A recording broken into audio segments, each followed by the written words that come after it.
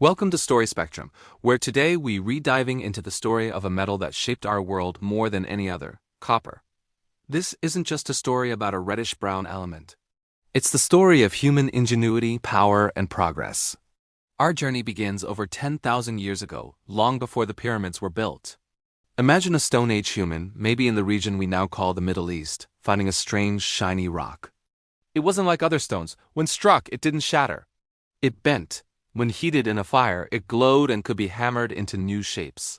This was native copper, found in its pure metallic form. For the first time, humanity had a material that could be molded to its will. The earliest artifacts, simple tools like awls and small ornaments, weren't revolutionary, but they were a hint of the massive change to come. This was the dawn of a new era. The end of the Stone Age was on the horizon. The real game changer was smelting. Around 5000 BC, people discovered that certain green and blue rocks, like malachite and azurite, could be heated in a hot fire to release the liquid metal hidden within. This was alchemy in its infancy. Suddenly, the supply of copper wasn't limited to the rare nuggets found on the surface. We could now mine ore and produce copper on demand. This led to the Chalcolithic, or Copper Age. Societies that mastered this technology gained a huge advantage. They could create superior tools, stronger weapons, and more intricate jewelry. Copper became a symbol of wealth and power. Ancient Egyptians used it for everything from water pipes in their temples to surgical tools. They even used powdered malachite as eye makeup, but copper had a weakness. It was soft. While great for decorative items, a copper axe would bend against a sturdy oak tree, and a copper sword would dull quickly in battle. The solution? An accident of genius. Around 3500 BC, ancient metalworkers, likely in Mesopotamia, started mixing another metal with copper. They discovered that adding a small amount of tin, or sometimes arsenic, created a new material that was much harder and more durable. They had invented bronze.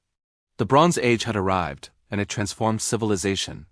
Bronze weapons gave empires the edge to conquer their neighbors. The armies of Sumer, Akkad, and Babylon were armed with bronze helmets, shields, and spearheads. This new alloy also fueled international trade. Tin was much rarer than copper, so civilizations had to establish long-distance trade routes to secure a steady supply. The famous Uluburun shipwreck, discovered off the coast of Turkey, dating back to the 14th century BC, was carrying over 10 tons of copper ingots and 1 ton of tin, a Bronze Age arms shipment frozen in time. Bronze wasn't just for war. It enabled more efficient farming with stronger plows, leading to food surpluses and population growth. It allowed for incredible artistry, from intricate statues to the magnificent bronze vessels of Shang Dynasty China. For 2,000 years, bronze reigned supreme. Then around 1200 BC, the Bronze Age world collapsed. Trade routes were disrupted, empires fell, and access to tin became nearly impossible. Out of this chaos, a new metal rose to prominence: iron. Iron was more abundant than copper and tin, but much harder to work with.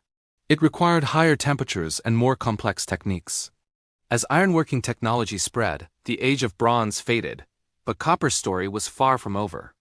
Even as iron became the metal of choice for tools and weapons, copper found new and vital roles. The Romans were master engineers and used copper extensively. They alloyed it with zinc to create brass, which was used for coins, armor, and musical instruments. Their legendary aqueducts used bronze valves to control water flow, and lid pipes were often lined with copper. They understood its durability and resistance to corrosion, qualities that we still value today. For centuries, copper continued to be essential for coinage, shipbuilding, where copper sheathing protected wooden hulls from shipworms, and of course, for creating beautiful bronze statues and bells that still resonate today. But copper was waiting for its next great moment, a revolution that would connect the entire planet. That moment came in the 19th century with the discovery of electricity. Scientists like Michael Faraday discovered that moving a magnet near a coil of copper wire could generate an electric current. Suddenly, copper's unique property of high electrical conductivity made it the most important metal in the world once again. It was the perfect material to carry this new, invisible power. The telegraph was the first breakthrough. Samuel Morse's invention used copper wires to send messages across continents in minutes instead of weeks. Cities began to glow with electric light, powered by generators and transmitted through vast networks of copper cables.